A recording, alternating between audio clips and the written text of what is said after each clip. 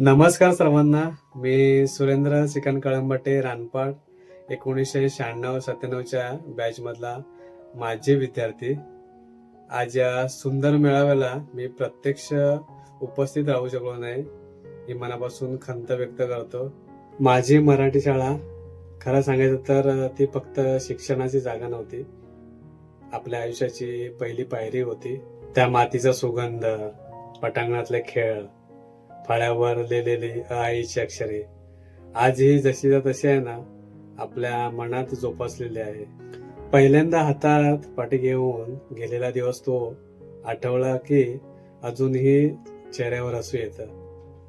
त्या छोट्या छोट्या गोष्टींमधून आपण मोठं जग जिंकलो याची जाणीव आता होते. आपल्या गुरुजनांनी फक्त पुस्तकाचे धडे शिकवले नाही, तर आयुष्य कसं जगायचे हे शिकवलं.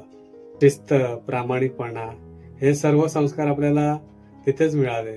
मधल्या सुट्टीत डब्यांची देवाणघेवाण, मित्रांसोबत केलेली मौज मजा, ह्या सगळ्या गोष्टी आहे ना, आठवल्यानंतर खूप असं म्हणजे बालपणामध्ये गेल्यासारखं वाटतं.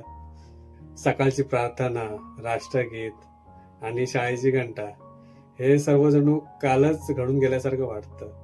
आज आपण सगळे वेगवेगळ्या ठिकाणी गेलो आहोत, आयुष्यात पुढे गेलो आहोत, पण या शाळेने दिलेली ओळख आणि संस्कार हाच आयुष्याचा खरा पाया आहे. या मेळाव्याच्या निमित्ताने सगळेजण एकत्र येत आहात, आठवणींना उजाळा देत आहात, ही खूप आनंदाची आणि अभिमानाची गोष्ट आहे.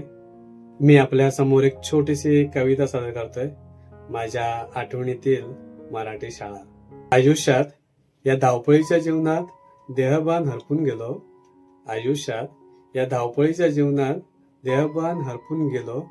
पुन्हा एकदा शाळेत जायचं खरंच का विसरून गेलो, पुन्हा एकदा शाळेत जायचं खरंच का विसरून गेलो.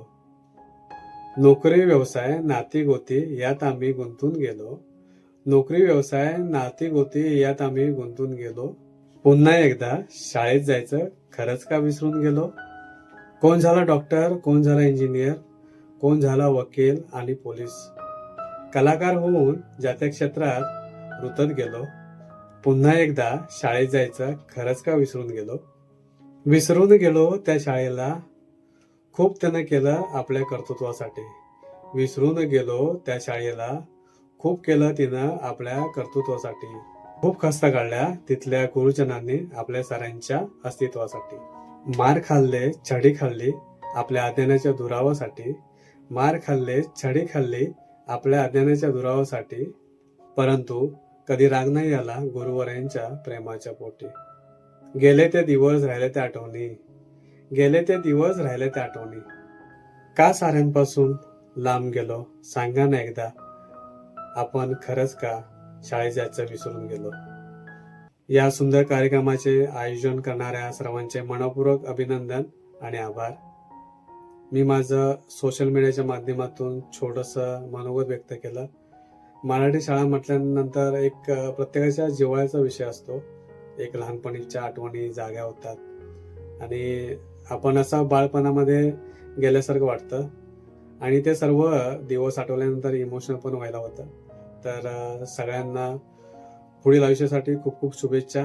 असंच तुम्ही पुढे प्रगती करत राहा आणि नक्कीच आपण मराठी शाळेसाठी आपण काहीतरी करू भविष्यामध्ये.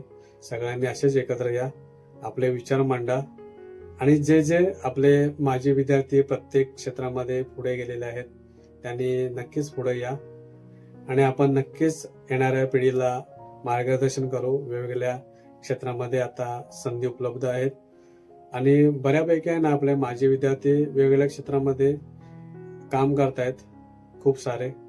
तर नक्की येणाऱ्या पिढीला आपण सपोर्ट करू आणि लवकरच प्रत्यक्ष भेटूया हीच अपेक्षा. धन्यवाद.